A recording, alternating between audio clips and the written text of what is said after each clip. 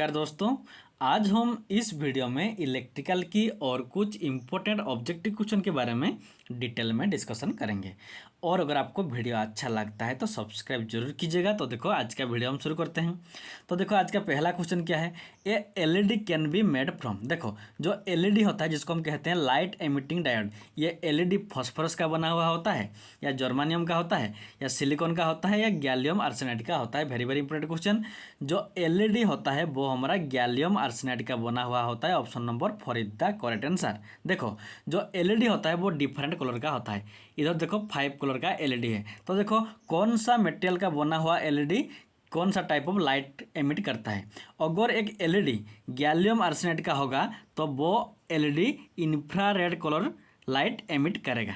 और अगर LED gallium phosphide का होगा तो वो एलईडी हमारा येलो लाइट एमिट करेगा।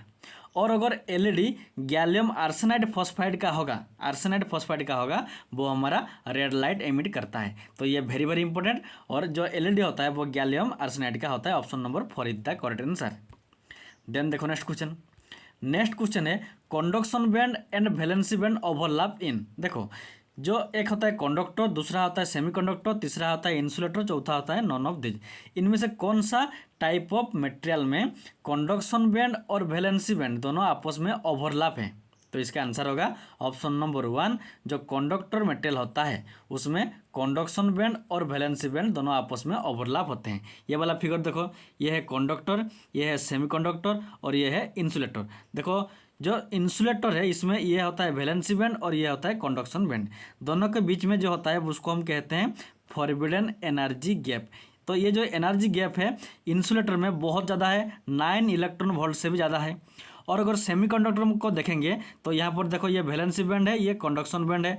दोनों के बीच में देखो कम है, 1 इलेक्ट्रॉन वोल्ट, लगभग 1 इलेक्ट्रॉन वोल्ट होगा, तो थोड़ा कम है हमारा इंसुलेटर से। और जो कंडक्टर है देखो इसमें ये होता है वैलेंसी बैंड और ये है हमारा कंडक्शन बैंड, दोनों आपस में ओवरलैप है। तो इसीलिए जो कंडक्टर है ऑप्शन नंबर 1, कंडक्टर में कंडक्शन बैंड और वैलेंसी बैंड दोनों ओवरलैप ईच अदर होते हैं। तो option number 1 is the correct answer. Very very important question है।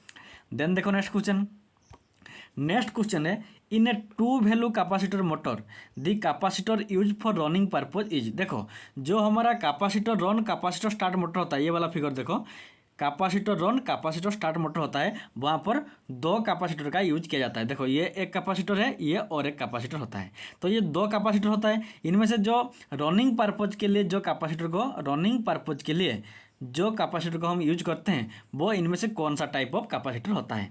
रनिंग के लिए हम एयर कैपेसिटर यूज करते हैं या paper spaced oil field type capacitor use करते हैं रनिंग के लिए, या सेरामिक टाइप कैपेसिटर यूज करते हैं, या AC electrolytic type capacitor use करते हैं। वेरी वेरी इंपॉर्टेंट क्वेश्चन है। देखो अगर 2 वैल्यू कैपेसिटर मोटर में 2 कैपेसिटर होता है, जो कैपेसिटर को हम रनिंग पर्पज के लिए यूज करते हैं वो होता है option number 2 paper spaced oil field type. Option number 2 is the correct answer.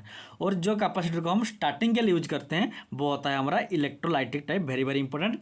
तो देखो ये जो फिगर है, देखो इस फिगर में ये जो कैपेसिटर है ये स्टार्टिंग कैपेसिटर है, और ये जो स्टार्टिंग कैपेसिटर है ये हमारा इलेक्ट्रोलाइटिक टाइप है। Very very important, starting capacitor हमारा इलेक्ट्रोलाइटिक टाइप कैपेसिटर होता है। और ये जो कैपेसिटर है स्टार्टिंग होने के बाद ये हमारा क्या होता है ना, डिस्कनेक्ट होता है।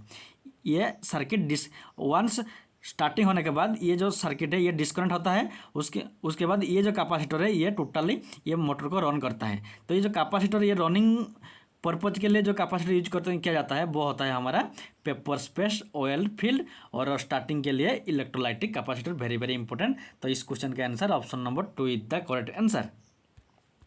देन देखो नेक्स्ट क्वेश्चन है the primary function of a capacitor across the supply of the fluorescent tube is to. देखो फ्लोरेसेंट ट्यूब में जो कैपेसिटर को हम यूज करते हैं सप्लाई के एक्रॉस में, उसका काम क्या होता है। वो नॉइज को कम करता है, या स्टार्टिंग करंट को कम करता है, या सप्लाई पावर फैक्टर को इंप्रूव करता है, ज़्यादा बड़ा इंक्रीज करता है, या आर्क को स्टेबलाइज करता है। तो इसका आंसर होगा फ्लोरेसेंट ट्यूब में जो कैपेसिटर को हम यूज करते हैं उसका काम क्या होता है ना, वो सप्लाई पावर फैक्टर को इंक्रीज करता है। Option number 3 the correct answer. देखो ये जो फिगर है ये हमारा फ्लोरेसेंट ट्यूब और ये एसी सप्लाई है। तो ये देखो ये जो कैपेसिटर है इसको हम स्टार्टर के पैरेलल में कनेक्शन करते हैं। तो इसका काम क्या होता है, देखो जो एसी सप्लाई इनपुट दिया जाता है हमारा फ्लोरोसेंट ट्यूब को, वो होता है लैगिंग केवीआर होता है, लैगिंग रिएक्टिव पावर होता है। लेकिन ये कैपेसिटर क्या करता है, इस लैगिंग रिएक्टिव पावर को लीडिंग एक्टिव पावर में कन्वर्ट करता है। लीडिंग एक्टिव पावर में ये कैपेसिटर कन्वर्ट करता है। लीडिंग होता है मीन्स ये पावर फैक्टर को इम्प्रूव करता है। तो इसीलिए जो कैपेसिटर को हम फ्लोरोसेंट ट्यूब में यूज करते हैं उसका काम क्या होता है ना, सप्लाई पावर फैक्टर को इंक्रीज करना। Option number 3 is the correct answer. Then देखो नेक्स्ट क्वेश्चन। नेक्स्ट क्वेश्चन है which type of starter use for fluorescent lamp. देखो फ्लोरोसेंट जो फ्लोरोसेंट लैंप है उनमें ये स्टार्टर है। तो ये जो स्टार्टर है ये कौन सा टाइप ऑफ स्टार्टर है, ग्लो टाइप या स्टार डेल्टा टाइप या ऑटो ट्रांसफॉर्मर टाइप या 3 पॉइंट टाइप स्टार्टर है। तो इसका आंसर होगा फ्लोरोसेंट ट्यूब में जो स्टार्टर का यूज किया जाता है वो हमारा ग्लो टाइप होता है। Option number 1 is the correct answer. देखो ये जो स्टार्टर है ये हमारा ग्लो टाइप स्टार्टर है, इसको ही हम फ्लोरोसेंट ट्यूब में यूज करते हैं। देन देखो नेक्स्ट क्वेश्चन। नेक्स्ट क्वेश्चन है which of the following can not be measured by multimeter.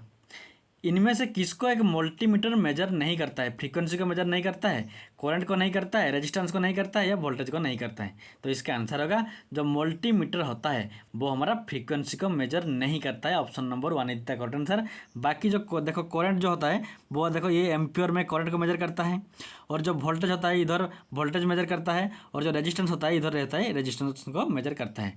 तो इसीलिए जो फ्रीक्वेंसी होता है उसको मल्टीमीटर मेजर नहीं करता है। तो option number 1 is the correct answer. Then देखो नेक्स्ट क्वेश्चन। नेक्स्ट क्वेश्चन है which of the following is the law of illumination. इनमें से देखो इधर 4 लॉ है, इनमें से कौन सा लॉ एक इल्यूमिनेशन का लॉ है। Law of inverse square illumination का लॉ है, या फाराडेज लॉ है इल्यूमिनेशन का लॉ है, या कुलोम्स लॉ इल्यूमिनेशन का लॉ है, या law of constant proportion illumination का लॉ है। तो इसका आंसर होगा जो लॉ ऑफ इनवर्स स्क्वायर होता है, ये जो लॉ है ये हमारा इल्यूमिनेशन का लॉ है। तो option number 1 is the correct answer. तो ये जो लॉ ऑफ इनवर्स स्क्वायर ये क्या है, देखो जो इल्यूमिनेशन का इंटेंसिटी होता है वो होता है जो डिस्टेंस का स्क्वायर के साथ इन्वर्सली प्रोपोर्शनल। मान लो ये हमारा एक टॉर्च है, ये हमारा एक टॉर्च है, यहाँ से लाइट इधर निकल रहा है।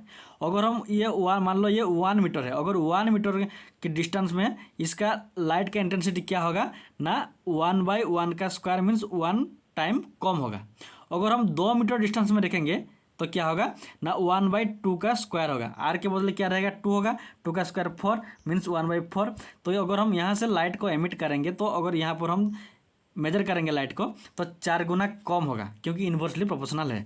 अगर हम 3 मीटर डिस्टेंस में रखेंगे तो 3 का स्क्वायर कितना है 9, तो 1/9 होगा मीन्स 9 टाइम जो यहाँ पर जितना इंटेंसिटी था लाइट का उसका 9 टाइम कम रहेगा यहाँ पर लाइट का इंटेंसिटी। ये है हमारा लॉ ऑफ इनवर्स स्क्वायर, और इसी ये हमारा इल्यूमिनेशन का लॉ है। Option number 1 is the correct answer. Then देखो next question. Which motor is generally used in tape recorder. Tape recording के लिए जो मोटर को हम यूज करते हैं वो एक यूनिवर्सल मोटर होता है, या एक रिलक्टेंस मोटर होता है, या स्प्लिट फेज मोटर होता है, या हिस्टैरिसीस मोटर होता है। तो इसका आंसर होगा जो टेप रिकॉर्डर में जो मोटर यूज किया जाता है वो हमारा होता है एक hysteresis motor. Option number 4 is the correct answer. जो हिस्टैरिसीस मोटर होता है ये साउंड मेन फंक्शन होता है, ये साउंड लेस होता है, इसमें कोई भी साउंड नहीं होता है, और इसका जो टॉर्क होता है वो कांस्टेंट टॉर्क होता है। इसीलिए टेप रिकॉर्डिंग में हम इस हिस्टैरिसीस मोटर को यूज करते हैं। Option number 4 is the correct answer. Then देखो नेक्स्ट क्वेश्चन। नेक्स्ट क्वेश्चन है Zener diode use as a. देखो जो जेनोड डायोड होता है उसको हम एक वोल्टेज रेगुलेटर जैसे यूज करते हैं, या रेक्टिफायर जैसा यूज करते हैं, या एम्पलीफायर जैसा यूज करते हैं, या ऑक्सीलेटर जैसा यूज करते हैं। तो इसका आंसर होगा जो जेनोड डायोड होता है उसको हम एक वोल्टेज रेगुलेटर जैसा यूज करते हैं। Option number 4 is the correct answer. क्योंकि जो जेनोड डायोड होता है इसको अगर हम रिवर्स बायस में कनेक्शन करेंगे इस जेनोड डायोड को, तो एक particular voltage means general voltage के बाद ये जो वोल्टेज होता है और चेंज नहीं होता है, सिर्फ इसका करंट चेंज। देखो ये हमारा मान लो ये हमारा ये करंट का लाइन है और ये वोल्टेज का लाइन है। जो जेनोड डायोड होता है इसको हमेशा रिवर्स में कनेक्ट किया जाता है। अगर हम रिवर्स वोल्टेज को इंक्रीज करते हैं देखो करंट में कोई भी चेंजेस नहीं आता है। जब ये वोल्टेज रिवर्स वोल्टेज इस एरिया इस प्लेस को आता है, इस मीन्स ये हमारा जनरल वोल्टेज तक पहुंचता है। ये VZ मीन्स जनरल वोल्टेज होता है। रिवर्स वोल्टेज जब जनरल वोल्टेज तक आता है उसके बाद क्या होता है, देखो वोल्टेज में और कुछ चेंज नहीं होता है, सिर्फ करंट बहुत ज़्यादा इंक्रीज होता है। मीन्स वोल्टेज कांस्टेंट रहता है कहाँ पर, जनरल डायोड में, जनरल वोल्टेज में, और करंट बहुत चेंज होता है। इसीलिए वोल्टेज को रेगुलेटर करने के लिए हम जनरल डायोड का यूज करते हैं, क्योंकि एक जो जनरल वोल्टेज होता है उसके बाद वोल्टेज कांस्टेंट रहता है, और जितना भी वोल्टेज इंक्रीज करो लेकिन उसका वैल्यू चेंज नहीं होगा, सिर्फ करंट का वैल्यू ही चेंज होता है। इसीलिए वोल्टेज रेगुलेटर के लिए हम जनरल डायोड का यूज करते हैं। और ये जो सिंबल है ये हमारा जनरल डायोड का सिंबल है। नॉर्मल जो डायोड होता है वो उसका सिंबल कुछ ऐसा ही रहता है, ये रहता है नॉर्मल डायोड का। लेकिन जो जनरल डायोड होता है उसमें क्या होता है, थोड़ा इधर ये रहता है, ये होता है जनरल डायोड का सिंबल।